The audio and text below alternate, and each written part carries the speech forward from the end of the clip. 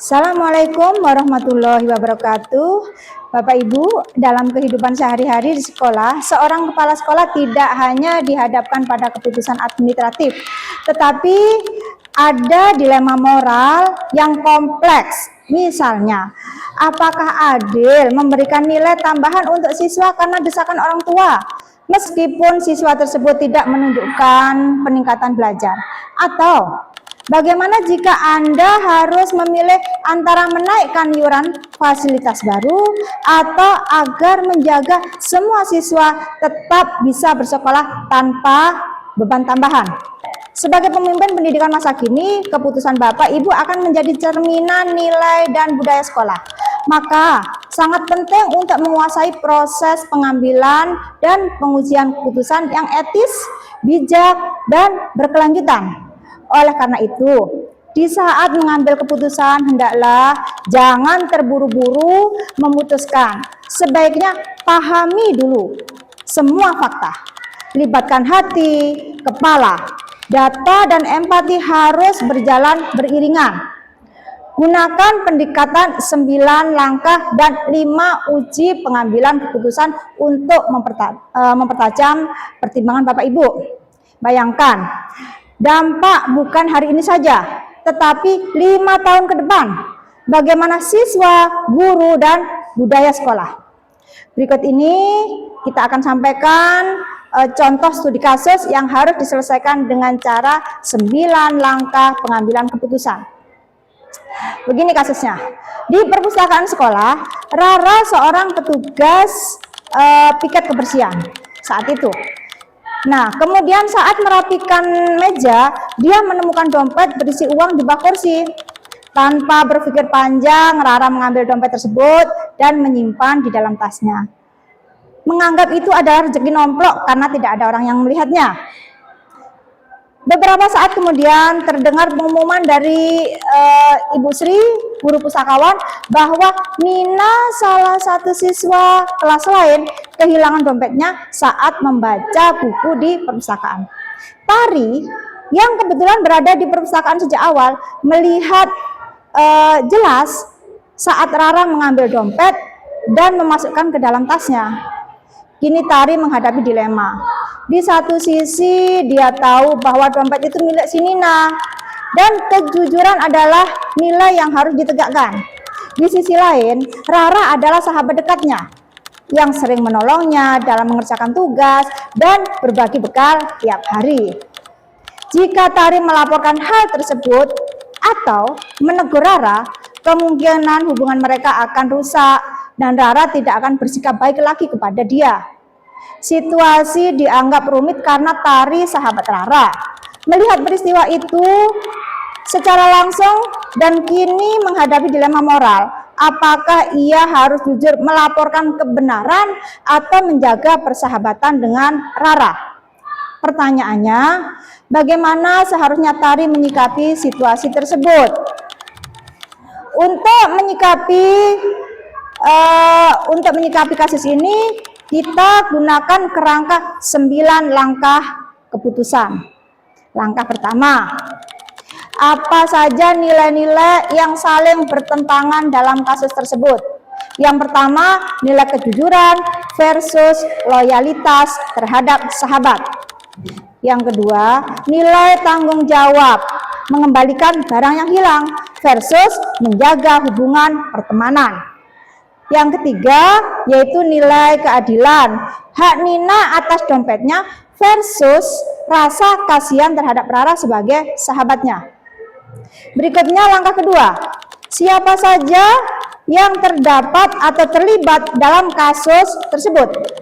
Yang pertama, Rara yang menemukan dan mengambil dompet tanpa izin. Yang kedua, Nina sebagai pemilik dompet yang kehilangan. Yang ketiga, Tari, saksi sekaligus sahabat Rara yang mengalami dilema moral. Yang keempat, Bu Sri sebagai guru pustakawan yang mengumumkan kehilangan dompet. Dan yang kelima adalah lingkungan sekolah yang akan terdampak pada iklim kejujuran dan kepercayaan. Berikutnya langkah ketiga Bapak Ibu, yaitu fakta-fakta apa saja yang relevan dengan situasi pada kasus tersebut. Fakta yang pertama, Rara menemukan dompet berisi uang dan menyimpannya ke dalam tas. Anggapan itu rezeki. Dia menganggap tas itu adalah rezeki. Dompet itu adalah rezekinya. Yang kedua, Tari melihat langsung perbuatan tersebut. Yang ketiga, Nina sebagai korban kehilangan dompetnya di perpustakaan. Kemudian yang berikutnya adalah Ibu Sri sudah mengumumkan kehilangan tersebut. Fakta yang terakhir, Rara dan Tari adalah sahabat dekat, sehingga ada konflik kepentingan. Langkah yang keempat, yaitu menguji benar atau salah yang mana bisa dilakukan. Yang pertama yaitu tes legal. Mengambil barang orang lain tanpa izin adalah salah, itu termasuk pencurian. Yang kedua, tes regulasi atau aturan sekolah. Sekolah menanamkan nilai kejujuran, yaitu mengambil sesuatu yang bukan haknya adalah melanggar aturan. Yang ketiga adalah nilai atau tes panutan atau idola. Apakah tindakan ini akan dicontohkan guru atau orang tua? Tentu jawabannya tidak. Nah, yang berikutnya adalah tes publikasi. Jika perbuatan ini diketahui oleh banyak orang, apakah Rara merasa bangga? Tentunya tidak, Bapak Ibu. Kita lanjutkan langkah yang kelima, yaitu menguji paradigma benar lawan benar. Mana yang bisa dilakukan? Yang pertama, kebenaran versus loyalitas, yaitu menegakkan kejujuran dan mengembalikan dompet versus menjaga persahabatan.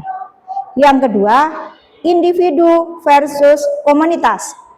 Kepentingan Rara secara pribadi versus kepentingan Nina dan lingkungan sekolah. Kemudian paradigma yang ketiga yaitu keadilan versus kasih sayang. Menegakkan keadilan versus kasih sayang, yaitu menegakkan keadilan yang merupakan hak Nina versus belas kasihan kepada Rara.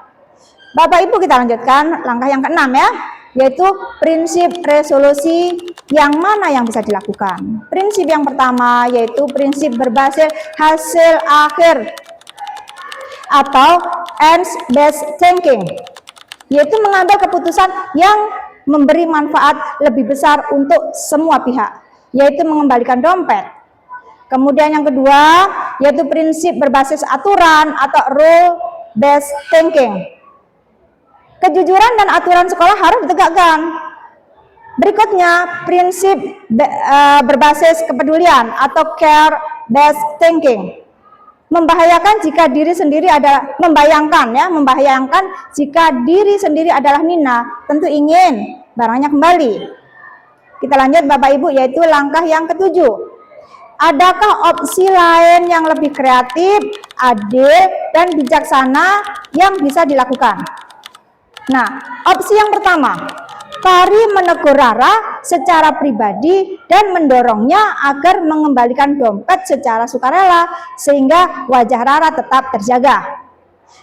Opsi yang kedua, jika Rara menolak bagaimana? Maka Tari bisa membantu Rara melapor ke Ibu Sri secara bersama-sama agar tidak merasa memojokkan. Nah, opsi yang ketiga, jika tetap tidak mau, maka Tari harus melapor ke guru sebagai bentuk tanggung jawab moral. Kita lanjut Bapak Ibu, yaitu langkah yang ke-8. Apa keputusan akhir yang diambil sesuai dengan analisis kasus tersebut?